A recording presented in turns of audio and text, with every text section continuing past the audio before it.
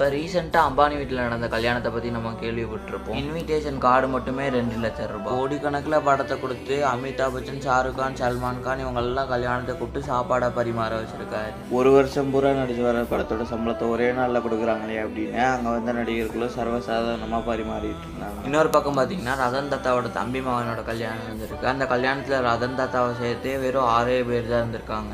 ரதன் தாத்தாவால் அம்பானி வீட்டு கல்யாணமாக நடத்த முடியாதுன்னு ரத்தன் தாத்தா நினச்சா அம்பானியோட பெரிய அளவுலேயே கல்யாணத்தை நடத்த முடியும். ஆனால் ரத்தன் தாத்தா வச்சிருக்கிறது ஒரே ஒரு கொள்கை தாங்க. இந்த உலகத்தில் மனுஷனுக்குன்னு சொந்தமானது எதுவுமே இல்லை அப்படின்னு நம்மகிட்ட இருக்கிறத இல்லாதவங்கள்ட்ட எப்பயுமே கொடுத்துக்கிட்டே இருக்கணும் அப்படின்னு அம்பானியோட அதிகமாக இருந்த தன் சொத்து மதிப்பை ஆசிரமத்துக்கும் ஏழை மக்களுக்கும் எழுதி வச்சுட்டு கையிருப்பு இருந்த மீதி 3000 கோடியும் நாட்டோட பேரிடர் காரணமாகவும் கொரோனா காரணமாகவும் தானமாக கொடுத்துட்டு இன்னைக்கு மும்பை கிராமத்து ஒரு ஓரத்தில் இருக்க சின்ன வீட்டில் வாழ்ந்துட்டு இருக்காரு அந்த மாமணி.